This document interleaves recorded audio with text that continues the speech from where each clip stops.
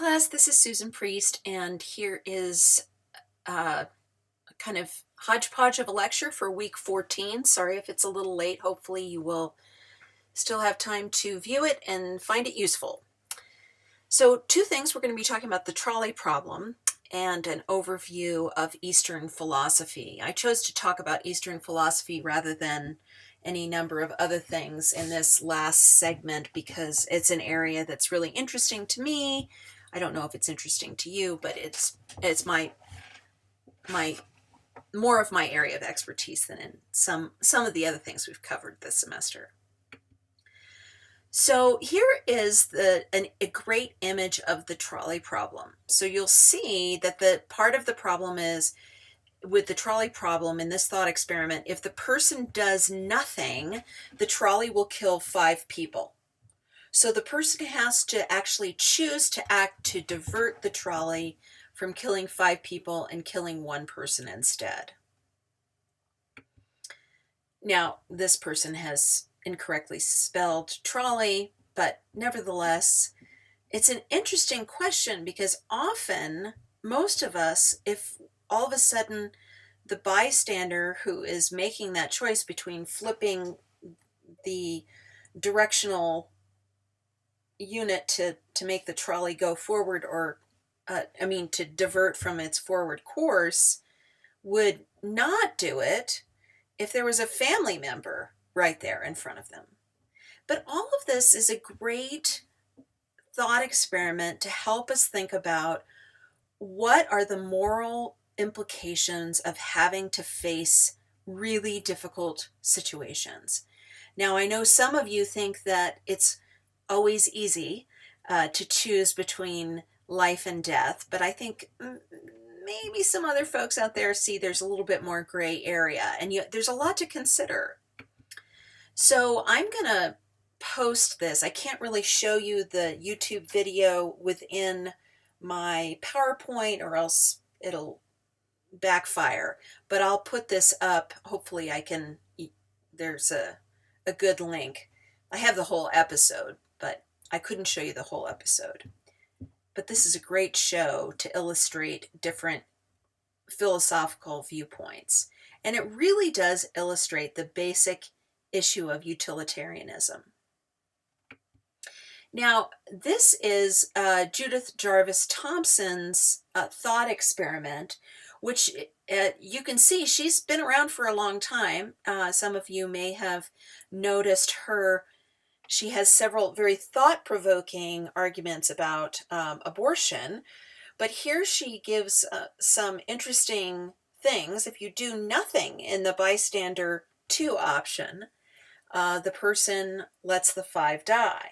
But if they do something, they're actually actively killing someone. And some people think it's worse to make a decision to kill 1 person than to passively let 5 people die. Here's another version. Bystander 3 is do nothing, let 5 die, switch to the right, killing 1, or switch to the left, killing self. Now, some people think, that way you'd be a hero. So these thought experiments are just really designed to help get you into thinking about how you would make decisions about these things. And I think questions of life and death and what gives our lives meaning are essential questions for us to think about. So now, some of you might have already taken world religion with me. Some of you haven't. That's perfectly fine. But I'm going to do a little summary of the Eastern philosophical traditions through the lens of Western philosophy. So I have kind of an organizing slide here, which breaks Hinduism, Buddhism, Taoism, and Confucianism into the 3 main categories of philosophy. This is even a good way for you to review and think about how the discipline of philosophy covers different types of questions. Remember, and these are the 3 areas that you need to cover in your final discussion post. So metaphysics is really, what is the nature of reality, right? What is God? Who is God? What is the relationship of body and mind? The question of epistemology, of course, is how do we know what we know? Can we trust our senses or not? And then ethics really covers everything from the ethical behavior of individuals to ethical principles that support political viewpoints in society. So you should notice there is a definite relationship there. So for Hinduism, there is the classical school of Advaita Vedanta, which I'm not expecting you to understand all these bits, which is a more unified metaphysics, which is unified by the panentheistic concept of Brahman. There's also a dualistic branch within Hinduism, so they have many different viewpoints. But the one thing that's pretty interesting is that I think Hinduism is a little bit more like Plato with epistemology. So remember the classic myth of the cave story with Plato. And the whole idea is Plato is making the argument that what we see is not actual reality, but sort of a pale impersonation of reality. We're seeing just like the slideshow. And in a lot of ways, Hinduism has a very similar viewpoint that our senses deceive us. In fact, even knowledge deceives us from time to time. So Hindus have this idea that reality is conditioned by something called Maya, M-A-Y-A. And Maya is delusion or deception. Most of the ethical principles of Hinduism are based on the ideas of ahimsa, which means no harm, and also the concept of karma, that you want to accumulate good karma rather than bad karma. And I'll talk more about that in a moment. Buddhism is absolutely non-dualistic. Buddhists have a unified view of reality. There is consciousness, there is a spirit, but the spirit is not separate from matter. They're on a continuum.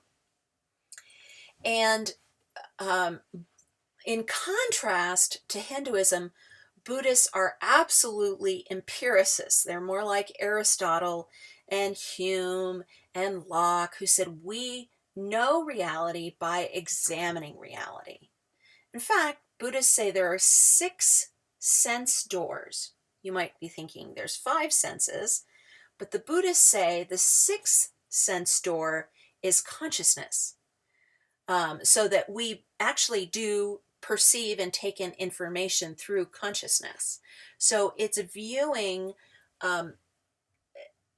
reality. That's how we take in reality, through our bodies, through our judgments, through our eyesight. All of these things are the sense doors, and then the 6th sense door is our mind.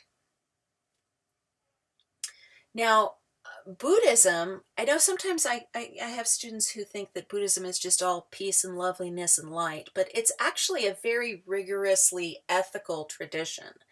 And they also follow the principle of ahimsa, or non-harming, but they have a very detailed way of perceiving the path of Buddhism, as well as their concept of right action or right behavior is called sila. So I'll talk about the 5 principles of right action, or sila, in Buddhism.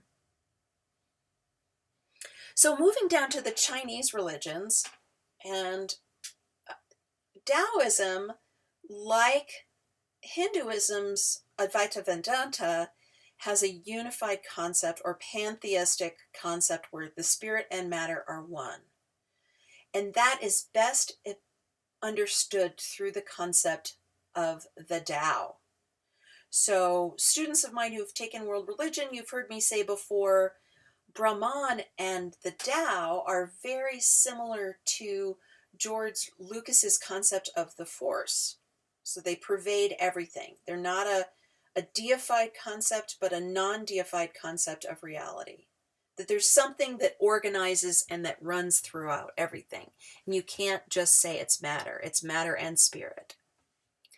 Now, Taoism and epistemology is a little interesting because I would make this is my personal argument as a philosopher and historian of religion, that Taoism uses, like Immanuel Kant, a both-and approach to perceiving reality. Because reality is mysterious, in the sense like Hindus see reality as mysterious, but also reality follows nature's path and follows certain principles. So in a way, Taoists like Immanuel Kant have kind of an epistemological bridge. That would be my argument. In contrast to the non-harming parameter of Hinduism and Buddhism, I would say that the basic framework for Taoist ethics is simplicity and relativity. And following nature's way are the rules by which you determine whether an act is moral or not. So Confucianism is very different from these other three religious philosophical traditions in that Confucius himself was not very interested in talking about God. He absolutely probably believed in God or gods himself, but he just said, that's not what I'm here for, to talk about God or belief in God, because he believed people should adhere to traditional Chinese religions, which were very animistic. What Confucian does better than any of these other religious traditions is he has a full-blown virtue ethics. In fact, Confucianism was creating virtue ethics before Aristotle was even born. So that's kind of interesting. Confucius was very influential in the field of virtue ethics. He said that what makes society better is the virtuous actions of individuals who are in relationship with each other. So the 5 great relationships, and he also, like Aristotle, created a doctrine of the mean, which is the average path is the best path. It's the most, avoiding extremes is the path that you should follow. So here's my slide describing Hindu metaphysics and epistemology. So the basic idea in Hinduism is that human beings are born, they live, they die, and they're reborn. And this wheel of life, death, and rebirth is called samsara.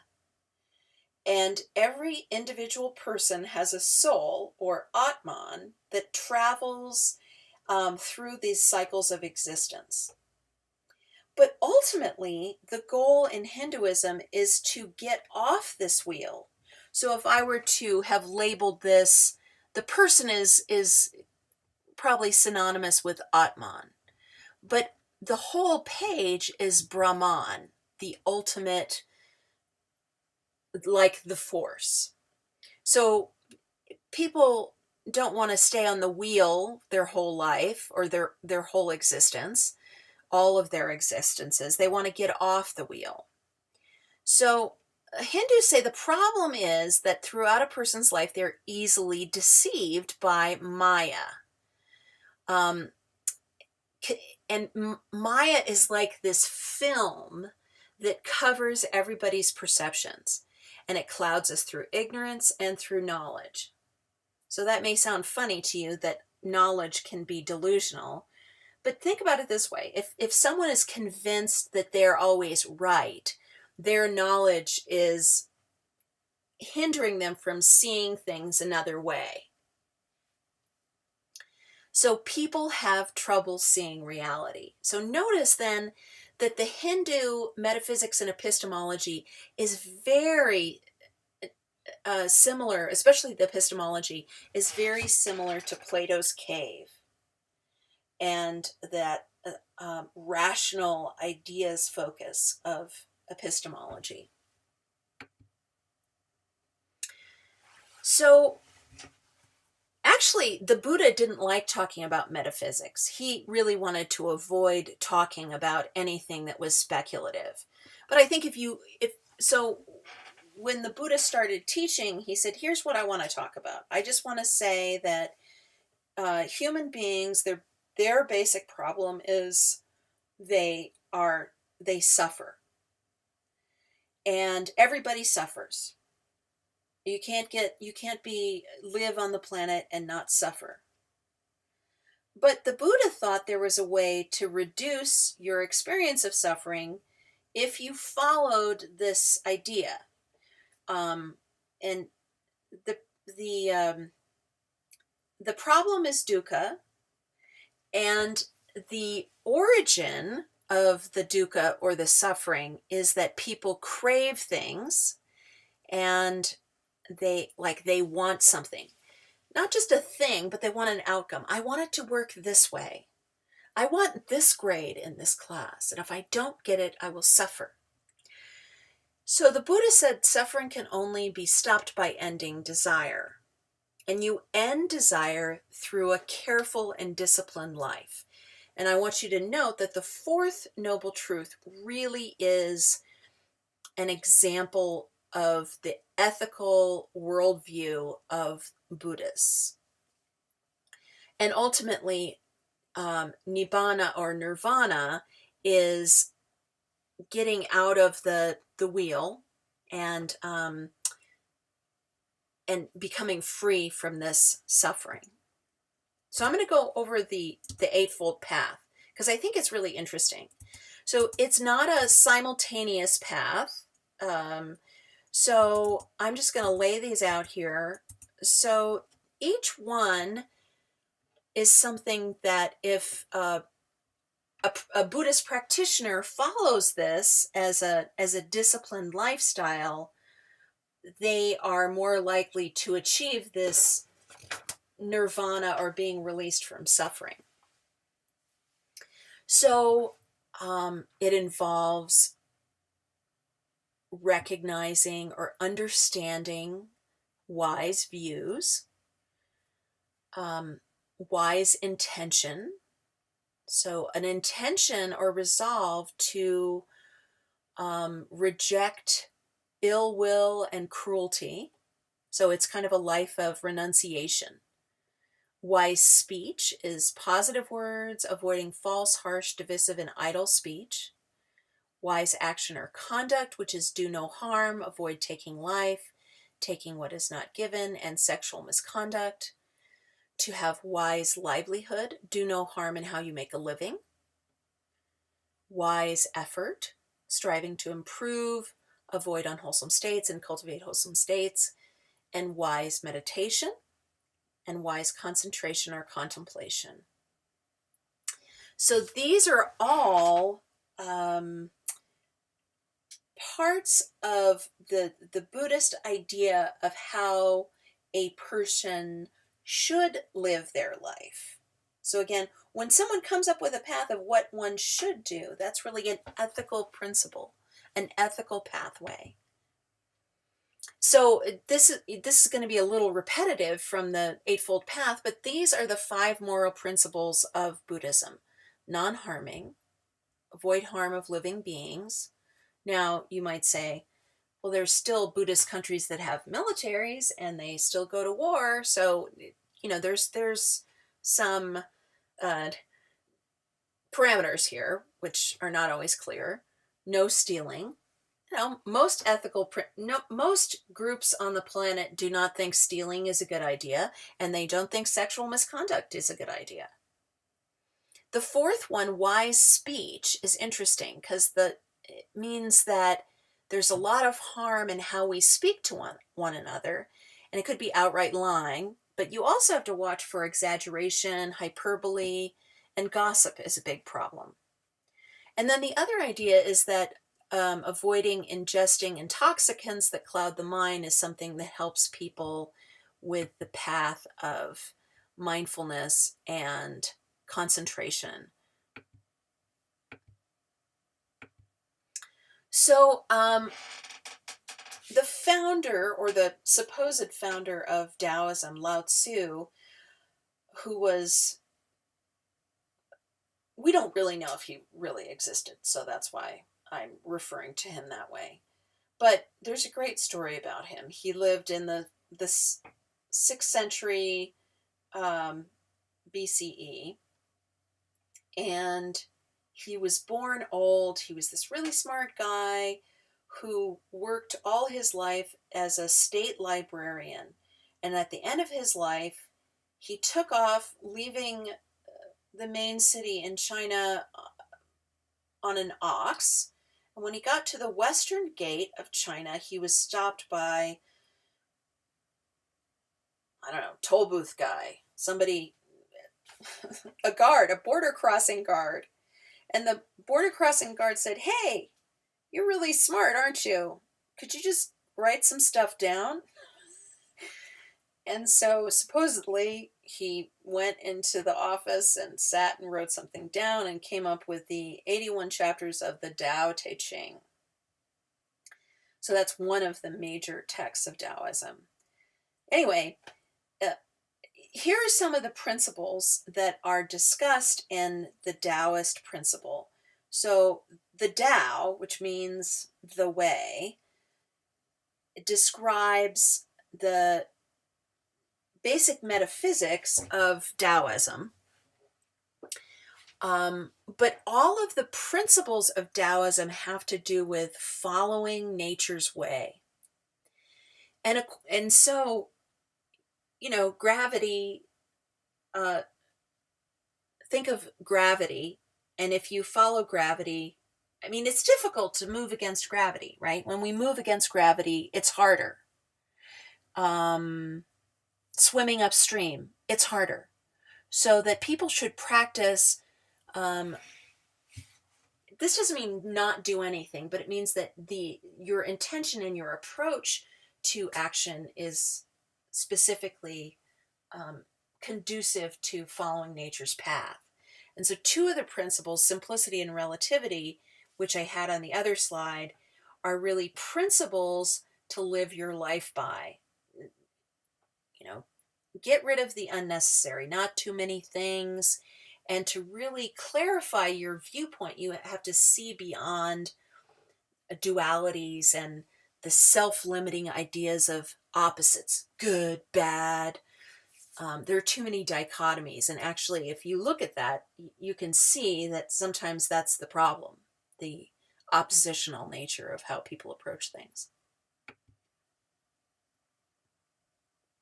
Okay, so what I have on the screen for you is two different translations of Chapter 4 of the Tao Te Ching, which describes the Tao. So remember I said the Tao from Taoism and Brahman from Hinduism were both ideas that George Lucas used to create his idea of the Force in the Star Wars episodes, all of that film series.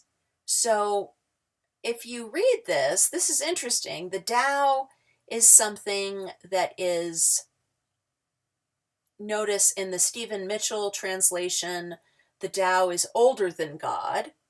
In the Ellen Chen translation, the Tao is an image of what precedes God. So each one of these kind of points to the idea that reality is all around us, and it's actually mysterious as well as being there. So that's an interesting metaphysical viewpoint. Now, again, I said with Confucianism, Confucius didn't really have metaphysics or epistemology. Confucius had ideas about how people should get along with each other. He called them the 5 great relationships. One of his followers, Mencius, who was a scholar who wrote several hundred years after Confucian's death, really epitomizes how Confucianism is all about ethics. And I think this is so interesting because Mencius was somebody who stressed that human beings needed to be taught properly, and that a person was not born bad, but if they were born and they were given the right kind of education, they would become better. They would become excellent people. So he said that human nature is good, and it like water, it flows downward, and the root of social transformation is educating the individual to support them in their idea of being a good person. So I'm going to conclude with this kind of interesting parable attributed to Mencius. So there was a time when the trees were luxuriant on the Ox Mountain. As it is on the outskirts of a great city, the trees are constantly lopped off by axes. Is it any wonder that they are no longer fine? With the respite they get in the day and in the night, and the moistening by the rain and dew, there is certainly no lack of new shoots coming out. But then the cattle and sheep come to graze upon the mountain. That is why it is bald as it is. People, seeing only its baldness, tend to think that it never had any trees. But can this possibly be the nature of a mountain? Can what is in a man be completely lacking in moral inclinations? A man's letting go of his true heart is like the case of the trees and the axes. When the trees are lopped day after day, it is any wonder they are no longer fine? If in spite of the respite a man gets in the day and in the night, and of the effect of the morning air on him, scarcely any of his likes and dislikes resembles those of other men, it is because what he does in the course of the day once again dissipates what he has gained. If this dissipation happens repeatedly, then the influence of the air and the night will no longer be able to preserve what was originally in him. And when that happens, the man is not far removed from an animal. Others, seeing his resemblance to an animal, will be led to think that he never had any native endowment. But can that be what a man is genuinely like? Hence, given the right nourishment, there is nothing that will not grow. While deprived for it, there is nothing that will not wither away. So, I hope you found that interesting. Think on all these things, and I look forward to your final thoughts in the last larger discussion.